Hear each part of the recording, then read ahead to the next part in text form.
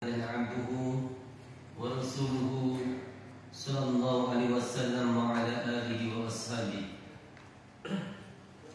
يا أيها الذين آمنوا اتقوا الله حق تقاته ولا تموتن إلا وأنتم مسلمون يا أيها الناس اتقوا ربكم الذي خلقكم من نفس واحدة وخلق منها زوجها وبث منهما رجالا كثيرا ونساء واتقوا الله الذي تساءلون به والأرحام إن الله كان عليكم رقيبا يا أيها الذين آمنوا اتقوا الله وقولوا قولا سديدا يصلح لكم أعمالكم ويغفر لكم ذنوبكم ومن يطع الله ورسوله فقد فاز فوزا عظيما أما بعد فإن أصدق الحديث كتاب الله وخير الهدي هدي محمد صلى الله عليه وسلم وشر الأمور محدثاتها فإن كل محدثة بدعة وكل بدعة ضلالة وكل ضلالة في النار أيها الإخوة والأخوات rahimani Allahukum jami'an. Alhamdulillah alladzi bi ni'matihi tatimmus shalihat. Kepada bapak-bapak, ibu-ibu jamaah Masjid As-Sunnah Ma'had Al-Imam At-Tirmidzi yang semoga senantiasa dirahmati oleh Allah Subhanahu wa taala. Alhamdulillah, kita senantiasa memuji syukur pada Allah atas segala nikmatnya. Kedua kalinya salawat dan salam semoga tetap tercurahkan kepada Nabi Agung Nabi besar Muhammad sallallahu alaihi wasallam. Ketiga kalinya saya ucapkan pada antum wa antuna sekalian, marhaban bi hudurikum ila hadzal majlis. Bapak, ibu-ibu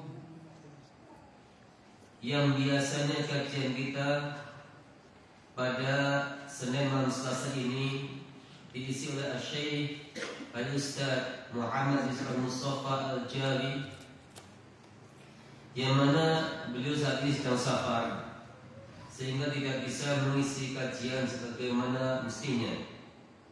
Maka di sini saya mendidik pada beliau dan saya akan membacakan kitab Al-Bidayah fil Aqidah yang ditulis oleh Syekh Wahid bin Abdissalam Bari,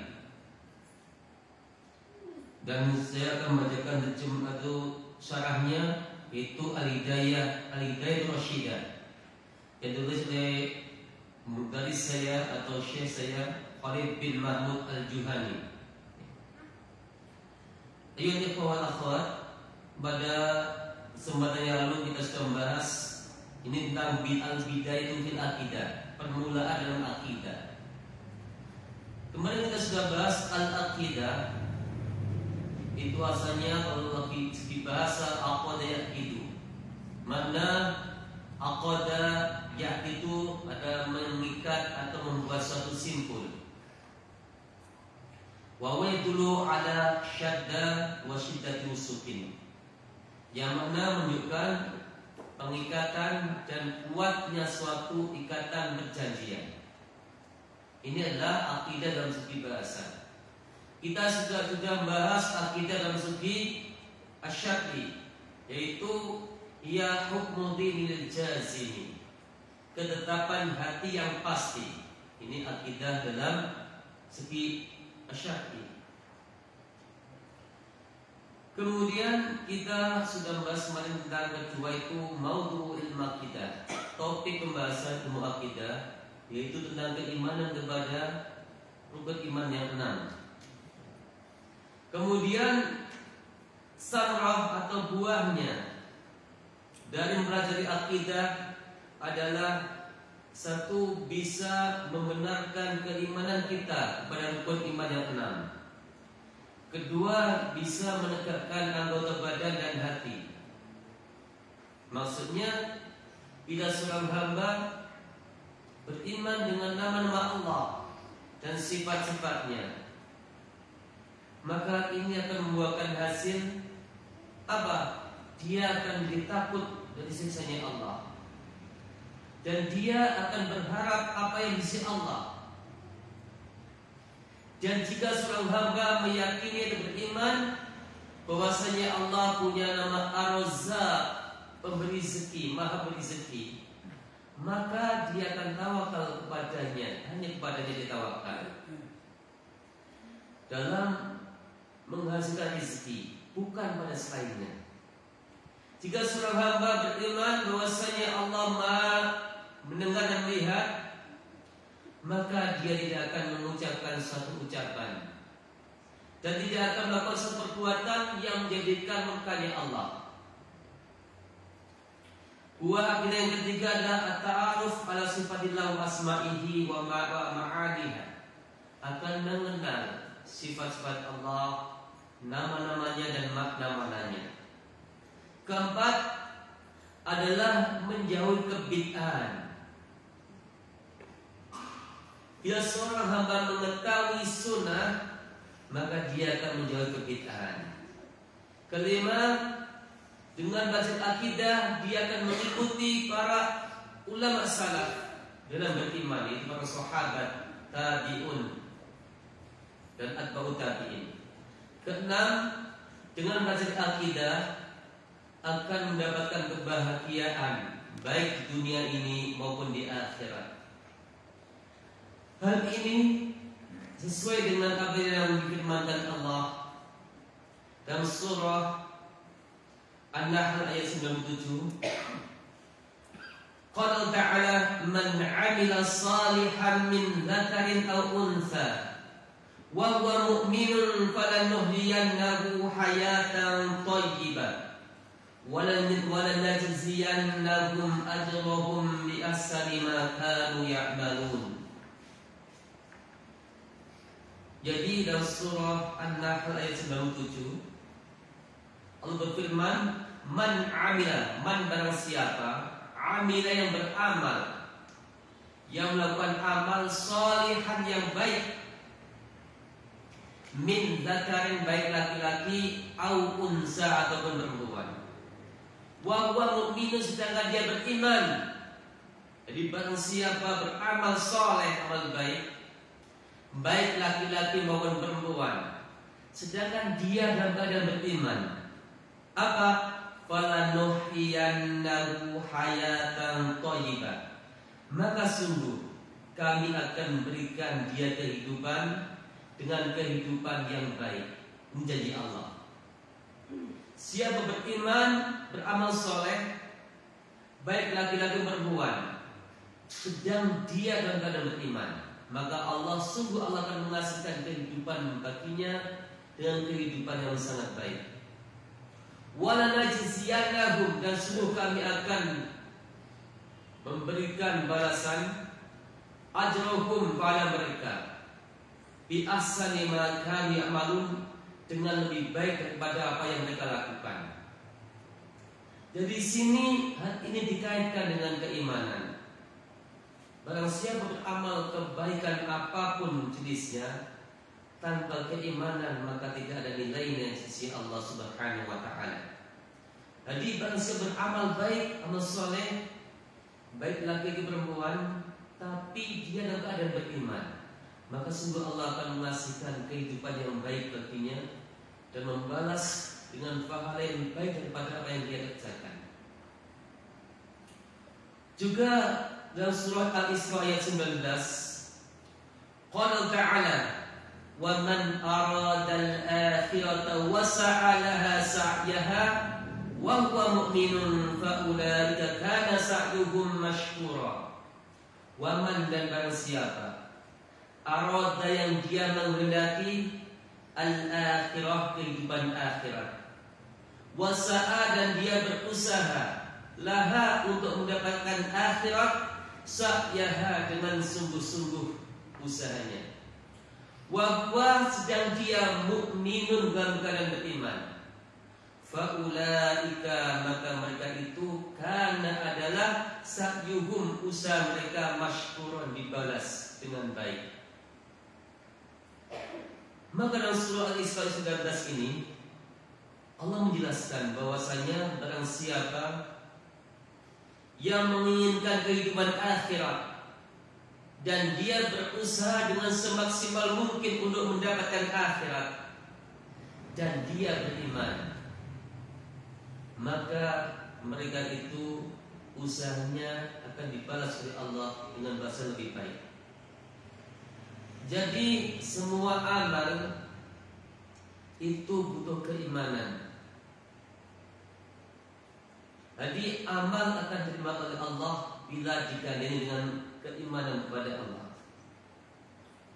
Fas-sa'adatu fid dunya wal akhirati mutawaqqafatun ala al-iman billahi subhanahu wa ta'ala.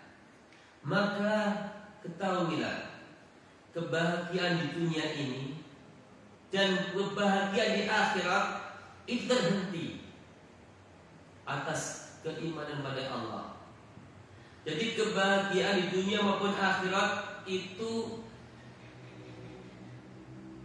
dihentikan terhadap keimanan pada Allah. Adakah keimanan tidak?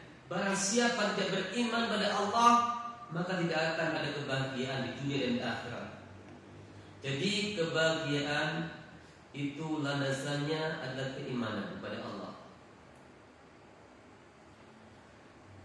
Ayat ini menjelaskan bahwasanya kebahagiaan dunia dan akhirat, diterimanya amal adalah sebab adanya keimanan kepada Allah Subhanahu wa ta'ala. Pembahasan keempat, Rabi'an nisbatu ilmil aqidah. Nisbatnya ada perbandingan ilmu akidah. Ilmul aqidati aslun wa ma siwahu far'un. Huwal asasu li hadzal dini wa huwa a'zamul ulumi syar'iyyati qadran wa asyrafuha nasaban nisaban. Jadi ilmu akidah dibandingkan dengan ilmu syariat yang lain ada merupakan pokok atau intinya. Jadi ilmu akidah adalah aslun atau pokok intinya. Sedangkan selain ilmu akidah farq untuk cabangnya. Sebab ilmu akidah adalah asas fondasi kepada agama ini. Dan ilmu akidah adalah paling besarnya ilmu derajatnya atau tingkatannya dan paling mulia nisbatnya. Jadi ketahuilah bahwasanya sangat penting kita belajar ilmu akidah. Sebab bahasan ini mengenai tentang keimanan kita kepada Allah dan rukun iman yang lainnya. Jadi perbandingan ilmu akidah dibandingkan dengan ilmu yang lain adalah bagikan pokok atau aslun dengan cabangnya, sehingga jelas akan kemuliaan pokok atau usul daripada cabang-cabangnya. Khamisan, fadlu ilmil aqidah, keutamaan ilmu akidah. Di sini kitabnya Al-Bidayah fil Aqidah. Ini masih membahas tentang apa? Al-Aqidah saja. Ya. Jadi Al-Aqidah. Khamisan, fadlu ilmil aqidati. Pembahasan kelima tentang keutamaan ilmu aqidah. Ilmu aqidati fadluhu azimun.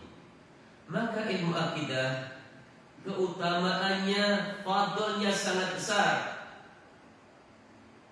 Jadi keutamaan ilmu akidah sangat besar sekali, sangat agung. Fahuwa awalul wajibati. Akidah atau ilmu akidah ada permulaan kewajiban-kewajiban. Fa awwalu ma yajibu 'ala ibadi wa ifradullahi bitauhid. maka permulaan sesuatu yang wajib atas hamba-hamba atau manusia adalah ifradullahi bitauhidi, yaitu mengisahkan Allah dengan mentauhidkannya. Jadi seorang muslim punya suatu kewajiban yang sangat banyak: salat, shaum, zakat, haji dan sebagainya. Akan tapi permulaan sesuatu yang wajib atas hamba atau manusia adalah mengisahkan Allah dengan mentauhidkannya. Hal ini dilandaskan dalam suatu hadis yang sahih alladzi rawahu al-Imam Al-Bukhari wa Muslim. Hal ini datang pada hadis yang sahih yang diriwayatkan oleh Imam Al-Bukhari dan Muslim, yaitu Fa'ali bin Abbasin, diriwayatkan dari Abdullah bin Abbas radhiyallahu anhuma qala, Abdullah bin Abbas, semoga Allah meridhai keduanya, berkata, "Lamma ba'atsan Nabiyyu sallallahu alaihi wasallam Mu'adzan nahwal Yamani." Ketika Nabi Muhammad mengutus Mu'adz bin Jabal ke Yaman, Nabi bersabda lahu pada Mu'adz, "Innaka taqdamu ala qaumin." Sungguh engkau Mu'adz akan mendatangi suatu kaum min ahli kitab, dari ahli kitab. Falyakun, maka hendaklah ada, awwala ma tad'uhum, permulaan apa yang engkau serukan pada mereka, ila ayyuwahidu, sampai mereka mentauhidkan atau mengisahkan Allah Ta'ala. Jadi ketika Rasulullah SAW mengutus Mu'adz bin Jabal ke Yaman, maka beliau mengatakan bahwasanya yang kau datangi itu adalah Alkitab. Beda dengan Al-Wasani, penyembah berhala. Alkitab punya suatu ilmu, punya suatu akidah, keyakinan. Maka ini berbeda. Juga faktor kesulitan pun akan berbeda daripada orang penyembah berhala yang tidak punya suatu hujah atau dalil-dalil. Maka beliau mengatakan, "Innaka taqdamu ala qaumin min ahli kitab." Engkau akan mendatangi suatu kaum dari ahli kitab. Maka hendaklah apa yang permulaan yang kau sampaikan, serukan dan mereka adalah supaya mereka mentauhidkan Allah. Tapi kita tahu Alkitab dan Nasara itu punya suatu i'tiqad Al-Masihha ibn Allah, Al-Masihha ibnullah. Sebenarnya Al-Masih Isa adalah anak Allah. Ya. Maka hendaknya yang disebutkan apa? Supaya mereka mentauhidkan Allah, mengesahkan Allah. Fa idza 'arafu dzalika, maka jika mereka arafu, mengetahui, mengenal yang demikian itu, fa'akhbirhum, maka kabarkanlah kepada mereka, annallaha, sungguhnya Allah qad farada, sungguh telah mewajibkan, alaihim, atas mereka, khamsa salawatin, 5 salat, fi yaumihim, pada hari mereka, wa lailatihim, dan malam mereka. Setelah mereka mengetahui, mengenal tauhid, mengisahkan Allah, maka kabarkanlah bahwasanya Allah mewajibkan atas mereka sholat 5 waktu, sehari semalam. Fa'idha sallu, maka jika mereka telah sholat, fa'akhbirhum, maka kabarkan kepada mereka, annallaha, punya Allah iftarada, mewajibkan, alaihim, atas mereka, zakatan, zakat, fi amwalihim, pada harta mereka. Setelah mereka sholat, kabarkanlah Mu'adz, apa? Ada kewajiban lagi, yaitu zakat. Tukhadu, diambil zakat tersebut, min ghanihim, dari orang kaya mereka. Faturatu, maka dikembalikan zakat tersebut, ala faqirihim, atas fakir mereka. Di zakat itu diambil dari orang kaya, dikembalikan, dikasih ke orang fakir. Fa idza aqamu, maka jika mereka telah mengakui bidzalika terhadap yang demikian itu fakhud maka ambillah minkum dan mereka zakat tadi. Wa tawaqqa dan hati-hatilah karaima amwalin nasi, kemuliaan atau mulia-mulianya hartanya manusia. Di sini Rasulullah beri wasiat pada Mu'adz bin Jabal ya, suatu wejangan pada Mu'adz bin Jabal sebelum berdakwah. Apa? Hendaklah mendahulukan tauhid. Ini wajib pertama kali mendahulukan tauhid. Mengapa? Sebab suatu amal bagaimana besarnya dan banyaknya, bila pelakunya tidak mentauhidkan Allah, pelakunya masih melakukan kesyirikan pada Allah, masih dia meyakini adanya dewa dan sebagainya, meyakini adanya suatu penunggu desa dan lain sebagainya, meyakini rezeki dari Allah, maka tidak ada manfaat bagi amalnya. Asani, keutamaan ilmu akidah yang kedua adalah syartun li sihhatil ibadat. Akidah menjadikan syarat sahnya ibadah. Maksudnya bila pelaku ibadah tidak ada akidah dalam hatinya, tidak ada ketauhidan dalam dirinya, maka ibadahnya tidak akan diterima oleh Allah Subhanahu wa taala. Fala yaqbalu Allah Subhanahu wa taala min 'abdin, dari seorang hamba, ibadatan, suatu ibadah, hatta yu'mina, sehingga dia beriman di subhanahu wa ta'ala, sampai dia beriman kepada Allah Subhanahu wa ta'ala.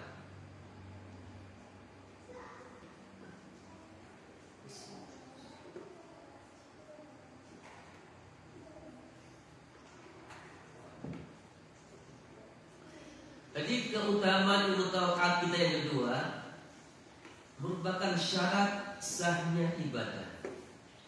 Allah tidak akan menerima suatu ibadah dari seorang hamba sampai sungguh dia beriman kepada Allah Subhanahu wa taala.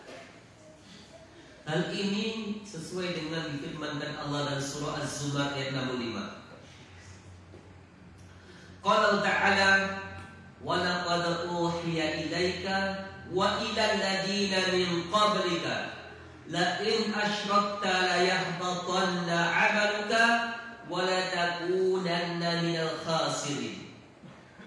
Wa laqad uhiya, dan sungguh telah diwahyukan, ilaika kepada Muhammad, wa ilal ladina, dan kepada para nabi, min qablika, sebelum engkau Muhammad. Apa isinya? La in asyrakta, sungguh jika engkau mensekutukan Allah, la yahbatanna, maka sungguh terhapus amaluka, amal kamu, wa takunanna, dan sungguh engkau akan menjadi minal khasirina, dari orang yang merugi. Isi ingat bahwasanya dalam ayat ini Allah mentauhidkan dengan lam ibtidah yang diputus, yang berfungsi sebagai tauhid. Walaqad, qad mana sungguh, lam ibtidah menguatkan, dan sungguh telah diwahyukan padamu dan pada nabi-nabi sebelummu. Apa? Lain, ada lagi lam ibtidah di sini, lam tauhid. Lain asyrakta, dan sungguh jika engkau mensekutukan Allah, layak atona, di sini ada non tauhid dan ada lam untuk menguatkan. Sungguh akan terhapus, sungguh benar terhapus amalmu. Wala takuna, dan sungguh engkau akan menjadi minal khasirina, dari orang yang merugi.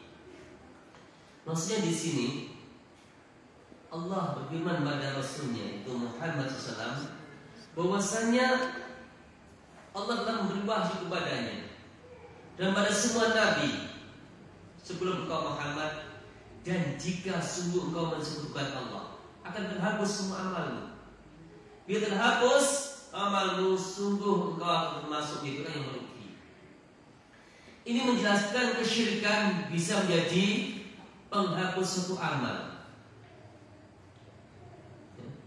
Jadi bila seorang bagaimanapun banyak ibadah dan amal kebaikannya besar dan banyaknya, kalau dia mensekutukan Allah, maka akan terhapus semua amalnya.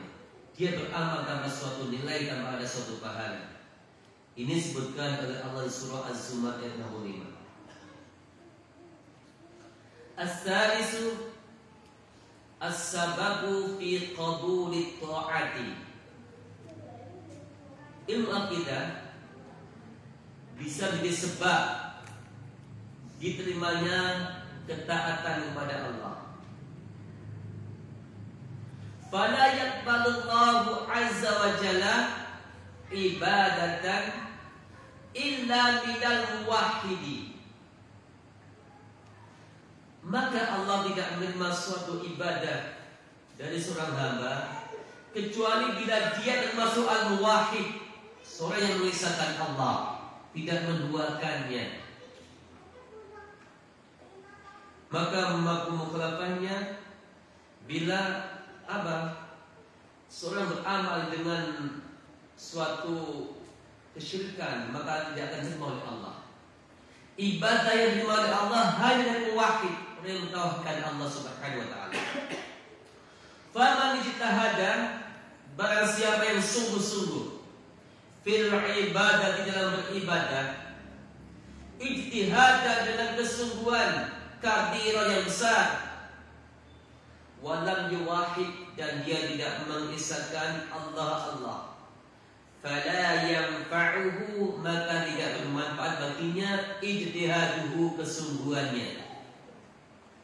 Maka barang siapa dia beribadah dengan semaksimal mungkin, dengan ibadah yang sangat banyak, dengan segala kepayahan, akan tapi pelakunya bukan termasuk seorang wahid, bukan orang yang mengisahkan Allah, maka fala yanfa'uhu ijtihadu, tidak akan bermanfaat baginya kesungguhannya dalam beribadah,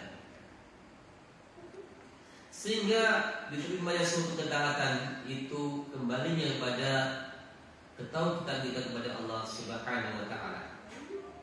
Hal ini berdasarkan sabda Rasulullah SAW dari sahabat yang mulia Jabir bin Abdillah, yang diriwayatkan oleh Al-Imam Bukhari. An Jabir bin Abdillah radhiyallahu anhuma, diriwayatkan dari Jabir bin Abdillah, semoga Allah meridhai keduanya. Anna Rasulullah sallallahu alaihi wasallam qala, bersabda, man laqiyallaha la yusyriku bi syai'an dakhala al-jannata wa man laqiya yusyriku bi dakhala an-nar. Mari kita simak sabda Rasulullah yang mulia, kita simak sabda beliau. Man, barang siapa laqiya, yang dia berjumpa Allah, kepada Allah, dia mati masih wafat, la yusyriku, dalam keadaan tidak mensekutukan bihi, kepada Allah, syai'an, dengan sesuatu apapun, maka dakhala, dia akan masuk al-jannata, surga. Al-jannata, surga. Barang siapa wafat berjumpa dengan Allah dalam keadaan tidak mensekutukan Allah dengan sesuatu apapun, maka dia akan masuk surga. Wa man laqiyahu, man bersiapa laqiyahu, yang dia berjumpa kepada Allah, yusyriku, dalam keadaan mensekutukan diri kepada Allah, dakhalan nar, maka dia akan masuk neraka. Barang siapa wafat dia dalam keadaan mensekutukan Allah, atau dia pernah melakukan suatu kesyirikan, sampai wafat dia tidak bertaubat kepada Allah, maka dia akan masukkan Allah ke dalam nerakanya.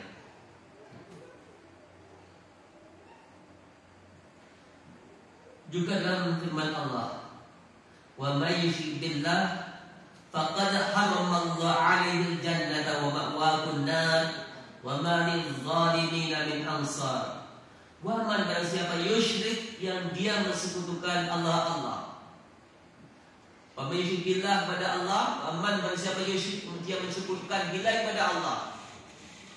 Faqad harrama, maka sungguh Allah mengharamkan alaihi atasnya al-jannata. Masya Allah. Siapa yang mensekutukan Allah, Allah haramkan surga atasnya. Wa ma'wahun nar, dan tempatnya adalah neraka. Naudzubillah. Maka para ikhwan dan akhwat, hendaknya kita hanya menyembah kepada Allah. Jangan kita menjadi penyembah kuburan. Apa? Datang ke makam untuk mencari berkah kepadanya. Naudzubillah. Islam tidak ada satu hadis pun, dalil pun yang memerintahkan kaum muslimin datang ke makam mencari berkah. Rasulullah mengatakan, kuntu nahaitukum alizlatul kubur fazuruha fa inha tudzakirul akhirah.